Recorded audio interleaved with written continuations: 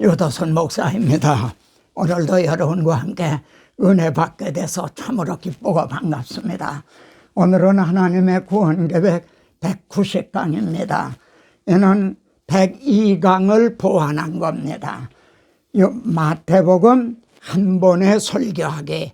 왜 마태복음을 한 번에 설교하기를 주장하는가?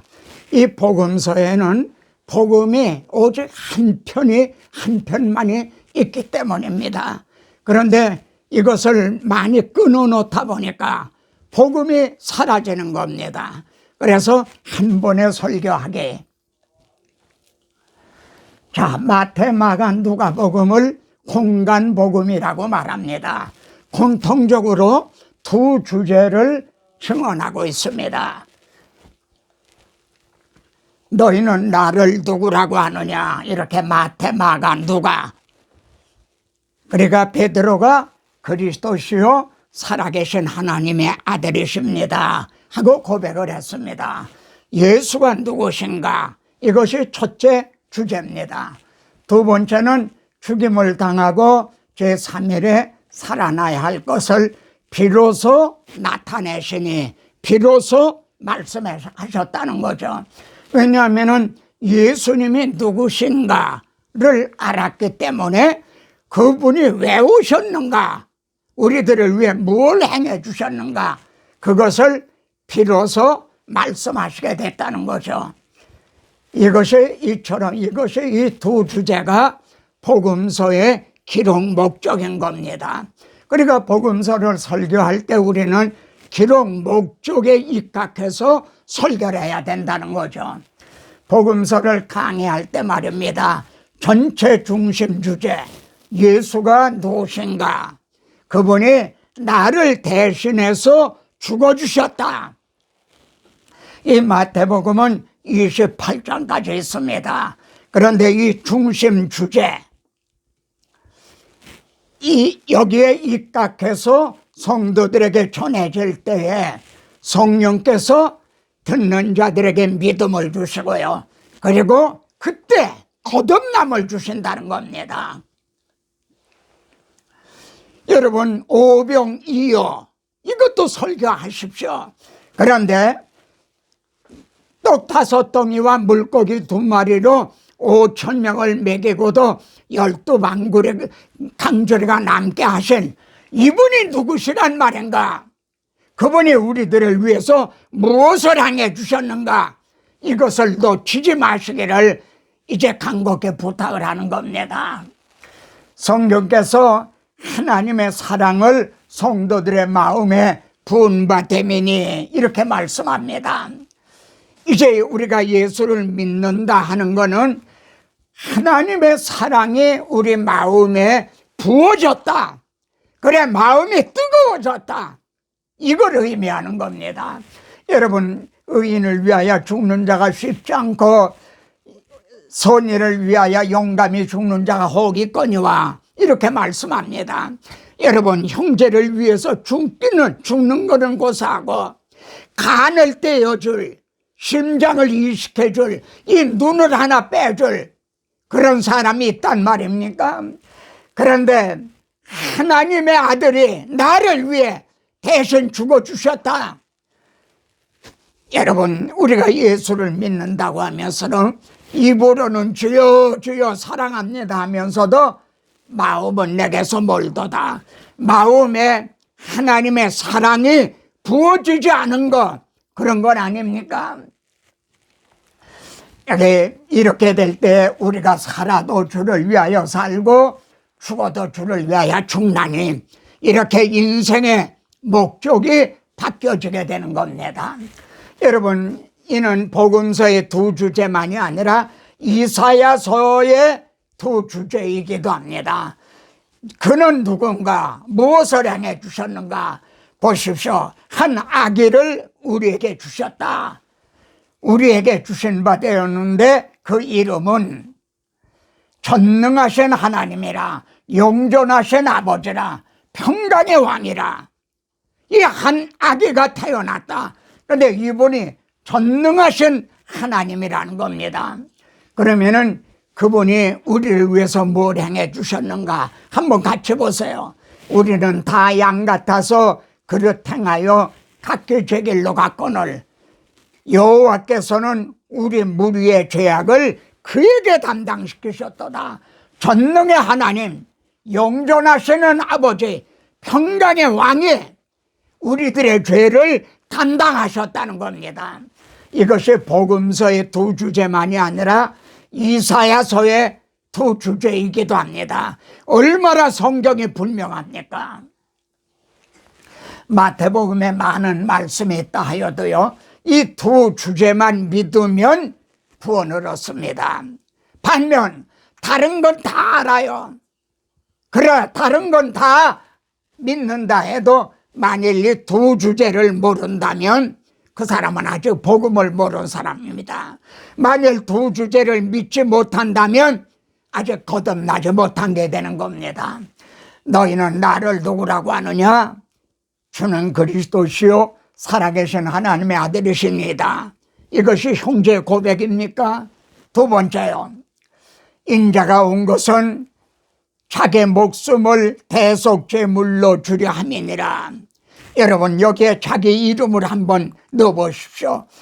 이제 이렇게 그리스도시요 하나님의 아들이시 유도순이의 대속제물이 되기 위해서 그래서 십자가를 지었다는 말씀입니다. 이 두 주제만 믿으면 구원을 얻습니다. 공간복음의 특징을 보면요, 마태는 그리스도를 왕으로 증언하고 있고요, 마가는 그리스도를 종으로요, 누가는 그리스도를 인자, 즉 사람의 아들로 증언을 하고 있습니다.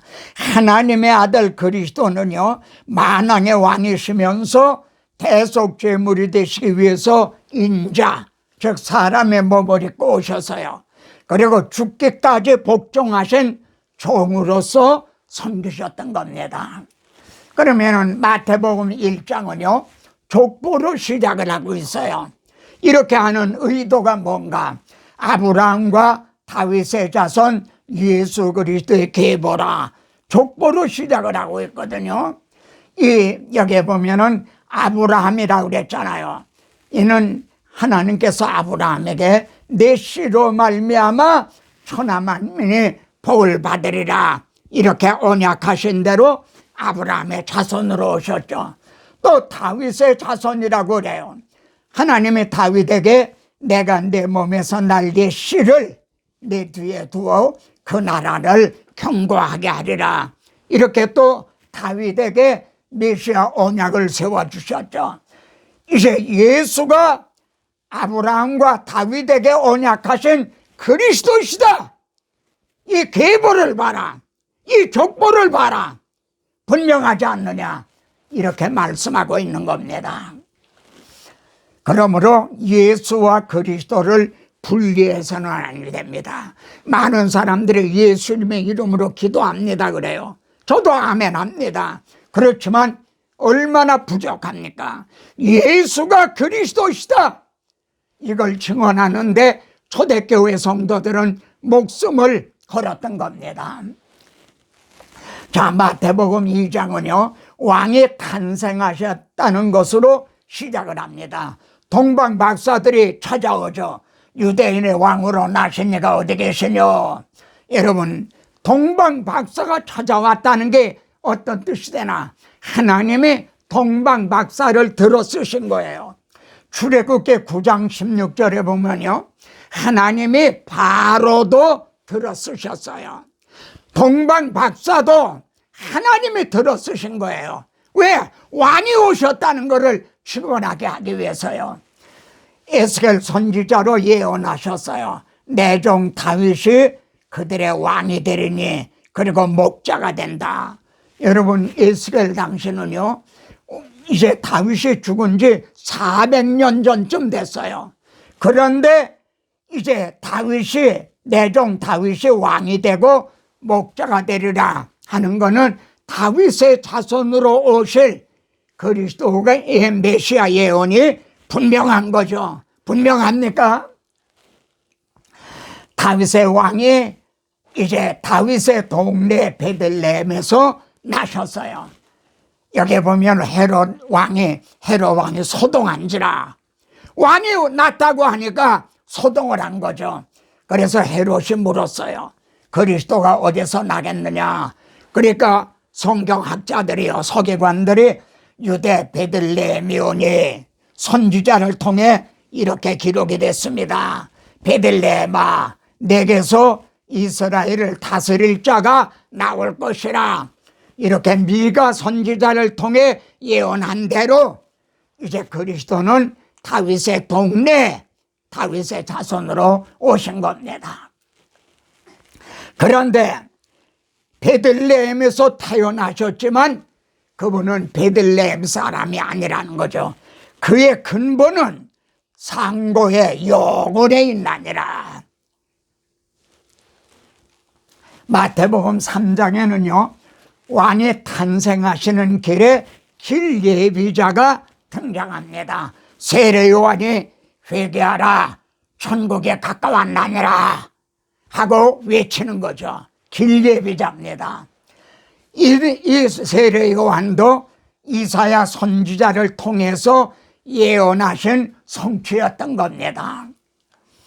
외치는 자의 소리요, 여호와의 길을 예비하라, 이렇게 선지자로 말씀하신 것이 그대로 성취가 된 거죠. 여러분, 주님은 세례 요한에게 세례를 받으셨어요. 잘 보십시오. 세례 요한에게 예수께서 세례를 받으셨어요. 예수님께서요. 그랬더니 하나님의 성령이 임하셨어요. 그리고 하늘에서는요, 이는 내 사랑하는 아들이요 내 기뻐하는 자라. 여러분 보셨습니까? 예수 그리스도 성자, 또 성령, 그리고 성부, 하나님 성부, 성자, 성령님이 여기에 다 등장하고 있는 겁니다. 왜냐하면 구원 계획은 성삼위일체 하나님의 역사이기 때문입니다. 형제를 택하신 분은 성부 하나님이에요. 이제 형제의 죄를 대속하신 분은 성자 예수 그리스도예요. 형제에게 믿음을 주고 거듭나게 하신 분은 성령님이세요. 형제는 성삼위일체 하나님의 작품인 겁니다. 그래서 인자는 아버지 하나님께 인치신 자니라. 이게 무슨 뜻입니까? 하나님께서 이는 내 사랑하는 아들이요 내 기뻐하는 자라, 이렇게 인을 치셨다는 거죠. 그러면은 왜 이런 분이 세례를 받으셔야 되나요? 세례는 회개를 하기 위해서 회개의 세례가 아닌가요? 죄 있는 자들이 세례를 받아야 되는 거 아닌가요? 그러면은 예수님이 왜 세례를 받으셨어요? 모든 의를 이루는 것이 합당하니라. 우리 주님은 우리를 대표해서 대표한 분이기 때문에 우리와 같이 사람의 몸을 입고 오셨고 또 세례도 받으신 겁니다. 우리들의 대표자가 되시기 위해서요. 자, 마태복음 4장에는요 주님의 첫 사역에 나타남 이제 있습니다. 예수께서 성령에 이끌려 광야로 말이죠 가서 마귀에게 시험을 받으셨어요. 40일을 굶주린 가운데 시험을 받으셨어요. 이것이 주님의 공생의 첫 행적입니다. 자, 여기 감나무가 있는데요. 여러분, 여기 감이 열렸지 않습니까? 이 감이 어떻게 열리게 됐나요? 이 원줄기에 연결이 되어 있기 때문에 감이 열린 거죠. 이 원줄기가 뭡니까? 그리스도죠. 근데 만일 끊어진다면은 이거는 죽고 말겠죠. 여러분, 내가 만일 하나님의 아들이거든 이 돌을 변하여 떡을 만들어 먹어라, 이건 마귀가 한 말입니다. 마귀의 말이에요. 그런데 어떻게 이게 하나님의 말씀이 됩니까? 여러분, 성경에서 이거 지워버리십시오. 마귀의 말이에요. 그런데 그게 어떻게 성경이 됩니까? 여러분, 첫 시조는요, 에덴에서 마귀의 첫 시험에 넘어졌어요. 그러나 우리의 새로운 대표자 예수 그리스도는 광야에서 40일을 굶주린 가운데 3가지 시험을 이기셨다.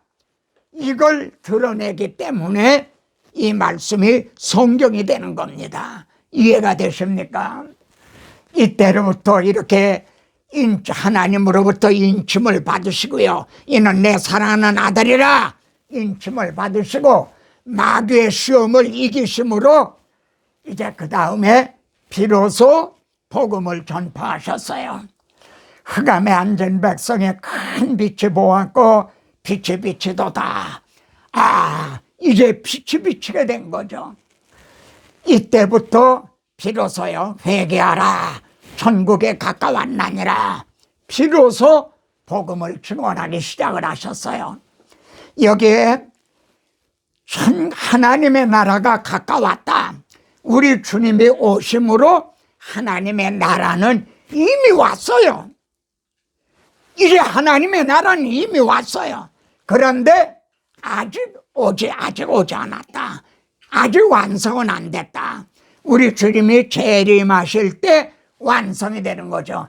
그래, 우리는 두 세계에 하나님의 나라가 이미 임했고 그러면서 이 세상에 살고 있는 거죠. 이래서 두 세계가 겹쳐져 있는 상태에 살고 있어요. 그래, 많은 고난도 받고 갈등도 있고 그렇게 되는 거죠. 자, 5장에는 산상수훈이 있습니다. 천국은 어떤 자의 것인가? 왕의 복음에는요, 천국이라는 말이 37번이나 등장합니다. 우리 주님은요, 산에 올라가 앉으셨죠. 심령이 가난한 자는 복이 있나니 천국이 그들의 것이며, 그리고 의를 위하여 박해를 받는 자는 복이 있나니 천국이 그들의 것임이라, 이렇게 말씀합니다. 여러분, 산상수훈의 8복은요, 천국이 그들의 것이라 천국으로 시작해 천국으로 마치고 있어요. 천국은, 그리고 주님은 혼인잔치 비유를 또 이렇게 말씀을 했죠. 이 혼인잔치에 대해서도요, 이사야서에 미리 이렇게 예언이 되어 있어요. 만군의 여호와께서 이 산에서 만민을 위하여 기름진 것과 오래 저장하였던 포도주로 연회를 베푸시리니, 여러분, 기름진 것, 오래 저장했던 포도주가 뭡니까? 이게 내 살이다, 이게 내 피다, 이걸 상징하고 있는 겁니다. 자, 마태는 구약의 메시아 언약과 예언이 말입니다, 예수님에게 성취되었다는 것을 입증하는데 주력을 하고 있어요. 이 모든 일이 된 것은 선지자로 하신 말씀을 이루려 하심이라, 이렇게 14번이나 나와요. 선지자로 하신 말씀을 이루려 함이라. 심지어 주님이 십자가에서 목마르다 하신 것도 성경을 이루게 하려 합니다. 그래서 이런 일이 있으리라 한 성경이 어떻게 이루어지겠느냐? 우리 주님은 구약 성경에 예언하신 거, 그거 하나를 다 이루어 나가셨던 거예요. 자, 우리 주님은요, 결전, 디데이죠, 위에서 예루살렘에 입성을 하십니다. 우리 주님이 지금 나귀를 타고 말이죠, 예루살렘 성에 입성을 하세요. 이게 결전을 위한 결전의 날, 디데이라는 말입니다. 그때 백성들은요, 호산나 다윗의 자손이요 주의 이름으로 오시는 이야 하면서 이렇게 환영을 했죠. 그랬더니 말입니다, 예루살렘이 소동을 했다 그랬어요. 주님이 탄생하셨을 때도 소동을 했죠. 예루살렘 온 성이 소동을 했다. 여기 잘 보십시오. 여러분, 주님은요, 이 세상 임금이 쫓겨나리라. 무슨 뜻입니까? 예루살렘은요, 이제 영적으로 하면은 사탄이 지배하고 있는 이 세상 신, 사탄이 지배하고 있었어요. 그때 당시에 제사장, 서기관, 장로들, 이들이 뱀들아, 독사의 새끼들아, 사탄에 의해서 지배를 받고 있었어요. 그런데 주님이 지금 예루살렘에 입성을 하시는 거예요. 그러니까 예수 그리스도라는 왕과 이 세상 임금이라는 사탄, 이것이 두 왕이 예루살렘에서 이제 결전을 벌이게 된 거죠. 이 점이 이해가 되십니까? 예루살렘 성은요, 이 세상 임금이 지배하에 있었던 겁니다. 자, 보세요. 온 인류의 구원이 걸려있는 결전의 순간입니다. 여기를 좀 주목해 보십시오. 여기에 구원이냐 멸망이냐, 이것이 걸려있는 싸움이에요. 우리 주님이 겟세마네 동산에서요, 아버지요, 이때를 멸하게 해달라. 그러나 나의 원대로 마옵시고 아버지의 원대로 하옵소서. 그때 막 땀방울이 떨어지는데 핏방울과 같이 되더라 그랬죠. 그리고 천사가 나타나 힘을 돋더라 그랬죠. 이때 지금 우리들의 구원이냐 멸망이냐가 걸려있는 순간인 겁니다. 그런데 예수를 십자가에 못 박고 유대인의 왕이라 하는 제패를 십자가에다 이렇게 못을 박았죠. 아, 이때까지만 해도 사탄이 승리하는 것 같죠. 이 세상 임금이 승리하는 것 같죠. 여러분, 구속사에서 말해요, 이보다 더 큰 전쟁이 있단 말입니까? 우리 왕조왕이 예루살렘에 입성하셔서 이 세상 임금들과 싸우는 이 전쟁보다 더 큰 전쟁이 있단 말입니까? 그런데 우리 주님은 십자가에 죽으신 것이 끝이 아니에요. 여기 계시지 않고 주님이 살아계실 때 여러 번 말씀하셨잖아요. 말씀하신 대로 살아나셨나니라. 세상에서는 너희가 담대하라. 환난을 당하나 담대하라. 내가 세상을 이겼다. 주님이 어떻게 세상을 이기셨나요? 십자가로 그들을 이기셨나니라. 우리 주님이요, 죽으신 것이 끝이 아니라 사망 권세를 이기고 부활하셨어요. 여러분, 하나님의 구원 계획에서요, 이보다 더 큰 승리가 있습니까? 만일 주님이 이렇게 승리하시지 않았다면 우리들의 구원이 없어요. 우리도 승리할 수가 없어요. 마태복음은 이렇게 마치고 있습니다. 일어나라, 함께 가자. 겟세마네 동산에서 기도하실 때 제자들은 다 사탄에게 눌려서요, 다 잠이 들었죠. 주님은 일어나라, 함께 가자. 라이즈, 렛츠고. 그리고 여긴 드라이, 워먼 주파. 아, 저는 이 말씀이 그렇게 좋습니다. 지금도 주님은요, 지금 낙심하고 주저앉는 형제들에게 일어나라, 함께 가자. 내가 앞에 가겠다, 앞서가겠다. 주님은 지금도 그럽니다. 그리고 하늘과 땅의 모든 권세를 내게 주셨으니, 하늘과 땅의 모든 권세를 주셨다. 그리고 너희는 가라. 하늘과 땅의 권세를 가지신 분이 보내셔서 왔다 하라. 그리고 세상 끝날까지 너희와 항상 함께 있으리라. 이렇게 말씀합니다. 계시록에서는요, 오른손에 7뼈를 붙잡고 7급조 사이에 다니시는 주님으로 계시하고 있죠. 아, 우리 주님은 지금도 여러분 오른손에 붙잡고 여러분과 함께 계십니다. 아멘입니까? 저도 아멘입니다. 다음 시간에 또 뵙겠습니다.